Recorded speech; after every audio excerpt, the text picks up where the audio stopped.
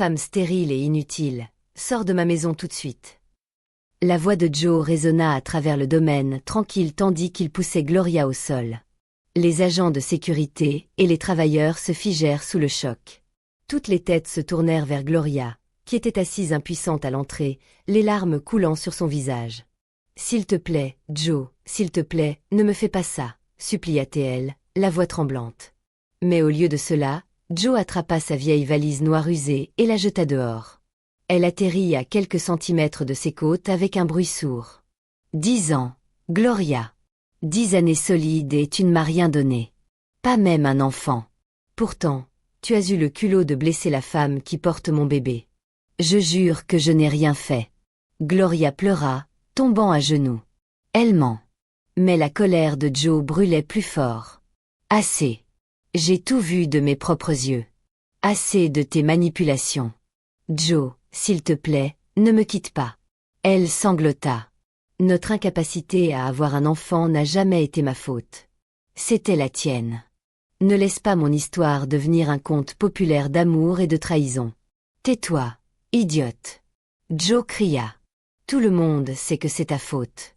C'est toujours la faute de la femme. Tout ce que j'ai gagné de toi, c'est de la douleur et de la stérilité. Regarde-la.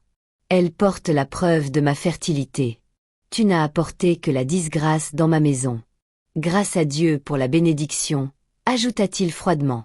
Elle a apporté de la joie et du bonheur dans ma vie. Derrière lui, sa maîtresse bénédiction croisa les bras et sourit fièrement. Joe, mon amour, dit-elle doucement. La femme qui donne naissance à un enfant est la vraie épouse. Nous n'avons pas besoin d'un buffle comme celle-ci qui mange ta nourriture sans être productive. Elle se frotta le ventre de manière dramatique. Et elle a même eu le culot de blesser mon enfant. Regarde-la. Sa vie est une histoire de trahison et de tromperie. J'ai peur pour mon enfant si elle continue à rester. Bénédiction dit, grimaçant de manière dramatique comme si elle avait mal. Joe se précipita à ses côtés instantanément, la choyant comme un œuf fragile. Le cœur de Gloria se brisa davantage. Elle savait que c'était sa parole contre la leur, et il était clair qu'elle perdait. S'accrochant à son dernier espoir, elle murmura à travers ses larmes. « Joe, tu as promis de m'aimer pour toujours. S'il te plaît, ne me quitte pas. » Joe ricana. « L'amour ? C'était avant que je découvre que tu es stérile. Sors maintenant. » Sans un autre mot, il la traîna brutalement et la poussa vers la porte. « Tu partiras avec rien d'autre que cette valise inutile que tu as apportée dans cette maison. » Les mains tremblantes de Gloria ramassèrent le sac tandis que Joe claqua la porte sur son visage. Elle se tint là, brisée, humiliée, entourée de regards pleins de pitié. Elle leva les yeux vers le manoir qui avait autrefois contenu son rire et ses rêves. Les souvenirs, la trahison, la douleur, tout afflua dans son esprit en même temps. Puis elle laissa échapper un cri déchirant qui perça le domaine tranquille. Rien ne fait plus mal que la trahison de la confiance. C'est alors qu'elle se rappela l'avertissement, la décision qui changea tout. Voilà donc comment sa vie devint le genre d'histoire africaine avec une leçon morale. Le genre dont nos mères nous mettaient en garde, pensa-t-elle, en marchant dans la rue sombre avec rien d'autre que sa valise brisée et son cœur en miettes. À l'intérieur, Bénédiction sourit victorieusement en regardant la silhouette de Gloria s'estomper dans la nuit. Elle pensait que l'histoire de Gloria était terminée. Si seulement elle savait que ce n'était que le début. Un conte d'amour, de tromperie et de karma qui secourait le village pour des générations. Bonjour à tous. Bienvenue dans les contes populaires africains par Fabam, le foyer des contes populaires africains rempli de leçons morales. Avant de continuer, n'oubliez pas d'aimer cette vidéo et de vous abonner à notre chaîne. Si vous avez déjà pris une décision en amour que vous avez regrettée plus tard, dites-le nous dans les commentaires. Dites-nous aussi d'où vous regardez. Êtes-vous à New York, en Jamaïque, en Afrique du Sud ou au Nigeria? Faisons savoir où se trouve notre public. Tout comme Gloria disparut complètement de la vue, Bénédiction sourit méchamment, se blottissant contre le bras de Joe comme si elle avait enfin gagné.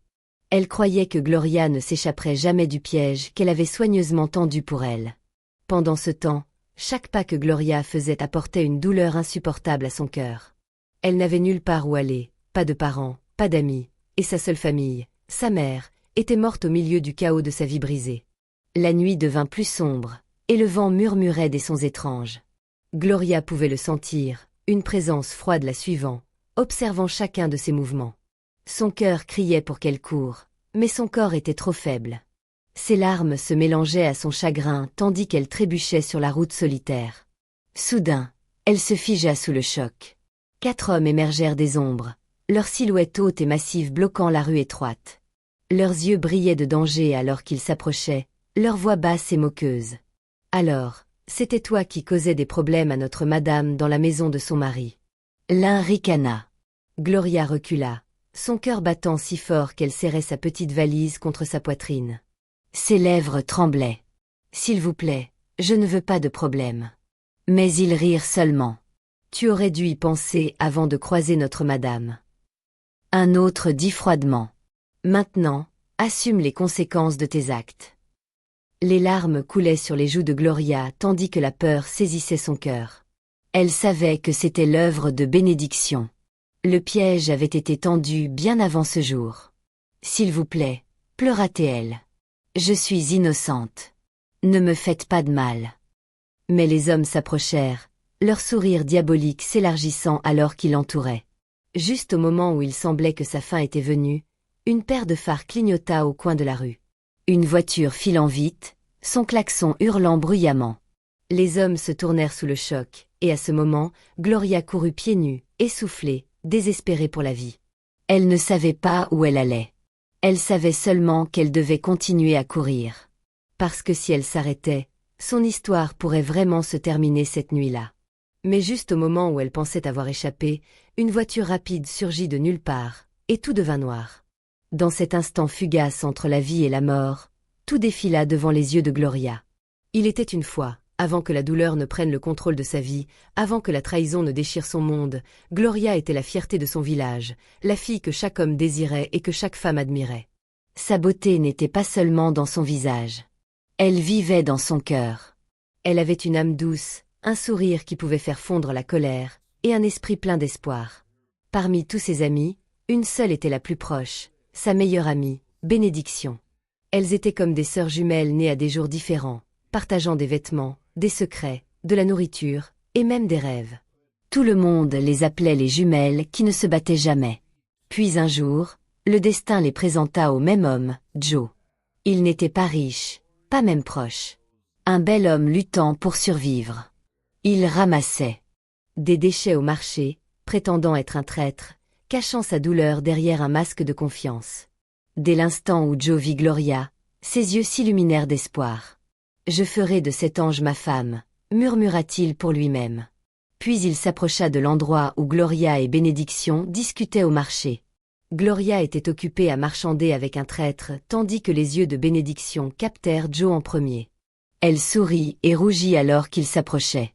Son cœur battit la chamade, pensant qu'il la regardait, mais quand Joe parla enfin, ses yeux étaient fixés sur Gloria. Le sourire de Bénédiction s'effaça un instant, mais elle couvrit rapidement sa déception d'un rire. Gloria ne remarqua pas l'inconfort de sa meilleure amie. Son cœur timide ressentait déjà quelque chose qu'elle ne pouvait expliquer. Il y avait quelque chose chez Joe qui l'attirait. Peut-être était-ce son charme ou la façon dont il la regardait comme si elle était la seule lumière dans son monde sombre. Pendant ce temps, à côté de Gloria, Bénédiction brûlait de jalousie. La fine ligne entre l'amour et l'envie se brisa dans son cœur. Elle ne pouvait pas comprendre pourquoi tout le monde choisissait toujours Gloria. Pourquoi Joe l'avait choisie encore. À partir de ce jour, Joe et Gloria devinrent inséparables. Ils marchaient ensemble au marché, partageaient de la nourriture, partageaient des rêves, et bientôt commencèrent à planifier un avenir ensemble. Plus le lien entre Gloria et Joe se renforçait, plus la jalousie de Bénédiction s'approfondissait. Son sourire cachait sa douleur, bien que ses lèvres disent encore « Je suis si heureuse pour toi, mon ami ». Mais au fond, l'envie prit racine. Au fil des mois, l'amour de Gloria et Joe grandit plus fort. Quand elle parla de lui à sa mère, comment elle était prête à construire un avenir avec l'homme pauvre mais beau. Sa mère fronça les sourcils. « Ma fille, l'amour ne cuit pas la nourriture. La pauvreté peut briser même le cœur le plus fort. On ne connaît le cœur d'un homme que quand il a de l'argent. Sois patiente. » Connais bien cet homme. Ou au moins sois stable avant de l'épouser. Mais Gloria sourit seulement et tint les mains de sa mère. Maman, l'amour est tout ce dont j'ai besoin. Nous construirons notre bonheur ensemble. 1 an plus tard, elle épousa Joe. Pas à cause de la richesse, mais parce qu'elle croyait vraiment en l'amour. Leur mariage fut simple. Pas d'or, pas de dentelle, juste 2 cœurs promettant de faire face à la vie ensemble. Mais l'amour seul n'était pas suffisant. Au début, leur mariage était rempli de rire et d'amour. Ils n'étaient pas riches, mais la paix vivait dans leur petite maison. Ils s'asseyaient ensemble, partageaient un repas, et remerciaient encore Dieu pour cela. Pour Gloria, l'amour suffisait. Pour Joe, cela l'était autrefois. Mais au fil des jours qui se transformaient en nuits et des nuits en années, l'amour commença à s'estomper sous le poids de la faim. Leur toit fuyait quand il pleuvait. La seule paire de chaussures de Joe avait des trous, et Gloria allait souvent se coucher affamée juste pour s'assurer qu'il mange. Pourtant, elle souriait à travers la lutte. « Tant que nous avons l'un l'autre, » murmurait-elle. « Nous irons bien. » Mais Joe n'allait plus bien. Les regards moqueurs des voisins perçaient son orgueil.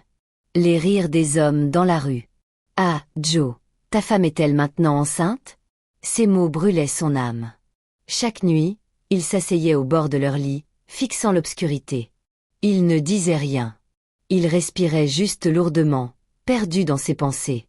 Gloria se réveillait, tendait la main vers son épaule, et murmurait doucement. « Joe, aie foi, mon amour. Nous nous élèverons un jour. Je crois en toi. » Cette nuit-là, Joe pleura.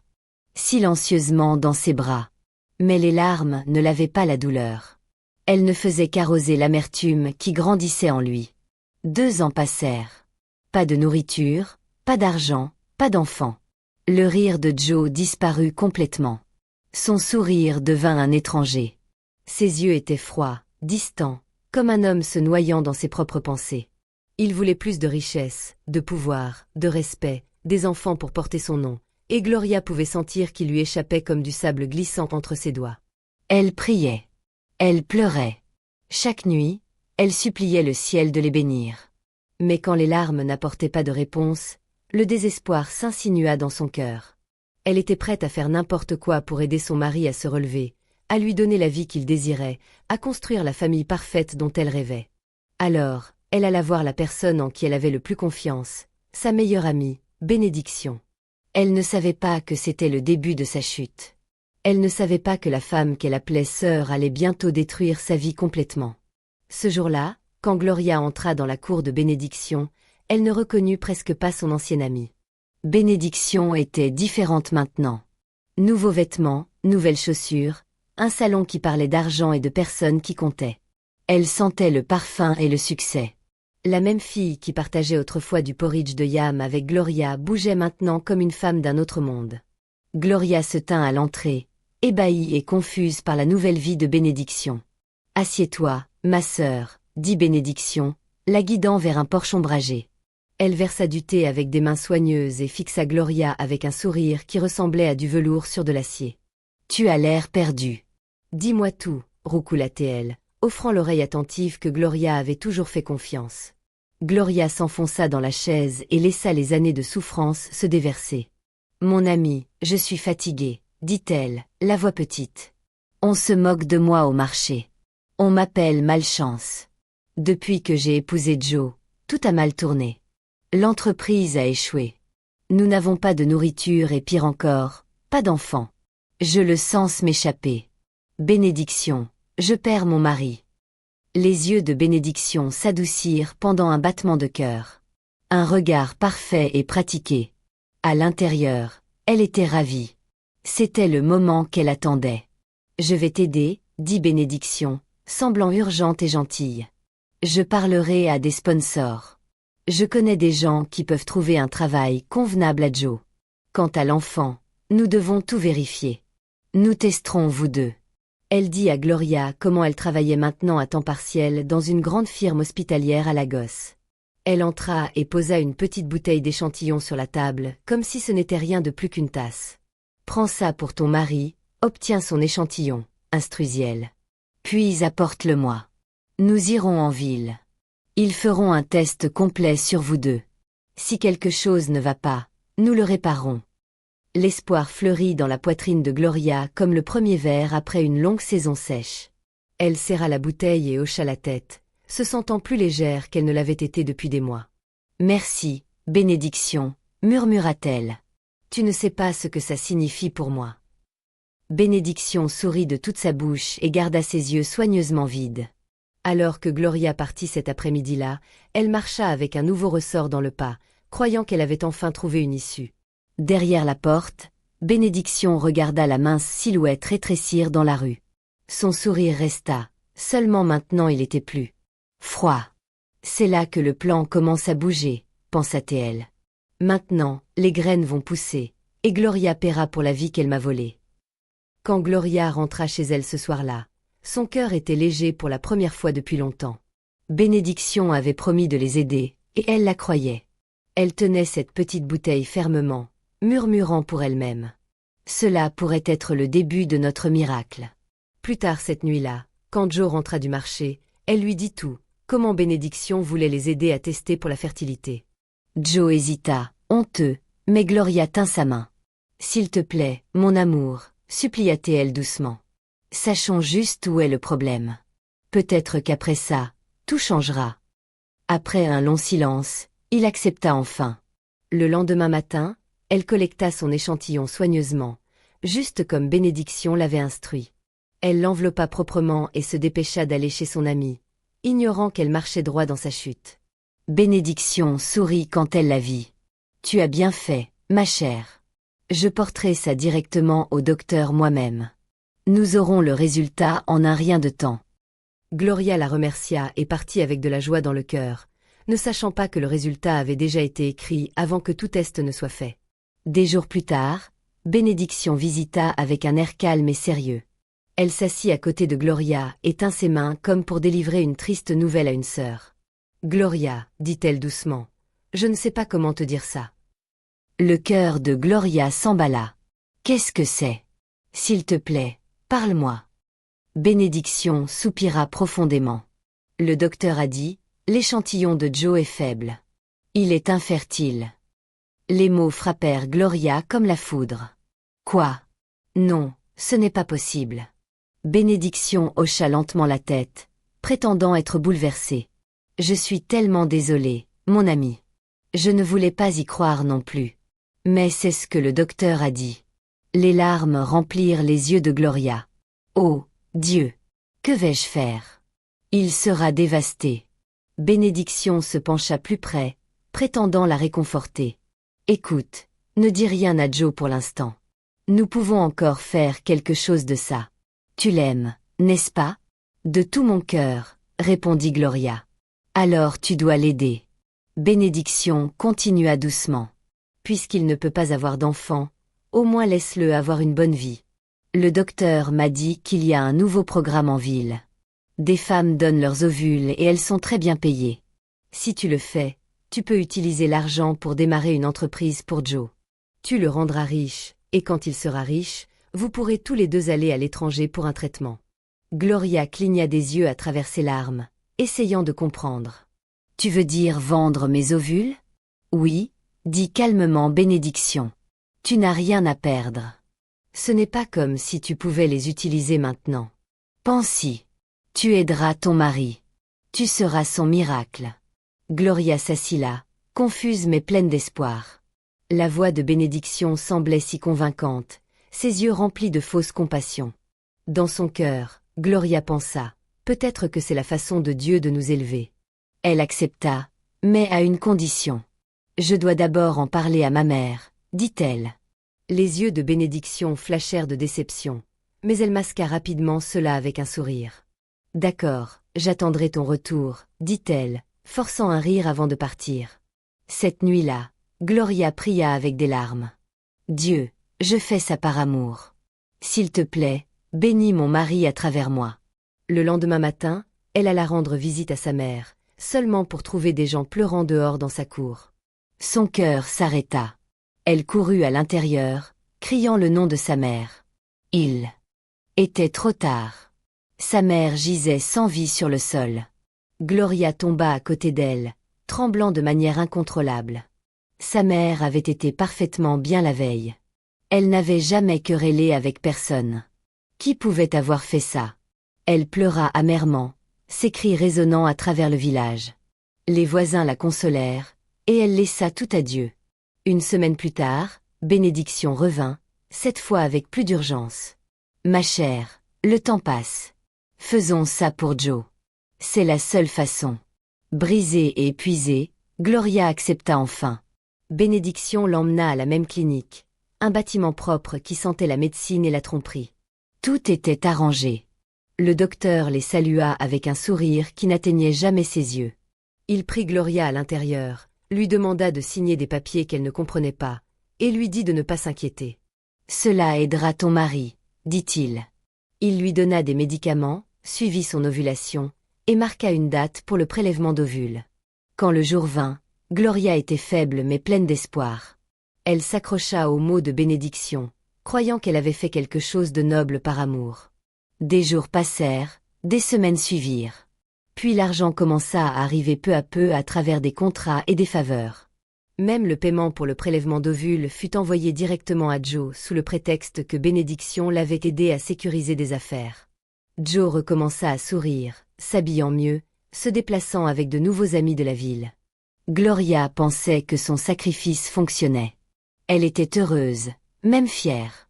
Mais un jour, elle entendit quelque chose qui glaça son sang. 2 femmes au marché chuchotaient que Joe avait été vu dans la voiture de Bénédiction, riant, tenant sa main. Son cœur battit la chamade. Elle refusa d'y croire jusqu'à ce que Joe commence à changer. Plus il devenait riche, plus il devenait froid. Ses yeux portaient du dégoût quand il tombait sur elle. Les voisins chuchotaient dans son dos. Cette femme est stérile. Peut-être qu'elle a un mauvais passé. Gloria prit tout avec grâce. Elle ne dit jamais à personne que c'était la faute de son mari. Au fil des années, elle continua à vendre ses ovules pour le confort de son mari. Les pilules hormonales rendirent son corps plus lourd, sa beauté s'estompa, son esprit plus faible. Et bien qu'ils aient déménagé en ville dans un manoir que son sacrifice avait construit, elle se sentait comme une étrangère dans sa propre maison. Seule, invisible, comme une bonne vivant avec l'homme qui avait autrefois juré de l'aimer pour toujours. Ce jour particulier, Bénédiction l'appela à nouveau à la clinique. Gloria décida. Ce serait la dernière fois. Mais juste au moment où le docteur commençait la procédure, quelque chose de choquant se produisit. Quelque chose qui allait retourner sa vie à l'envers pour toujours. Surveillez la partie 2. Vous ne voulez pas manquer ça.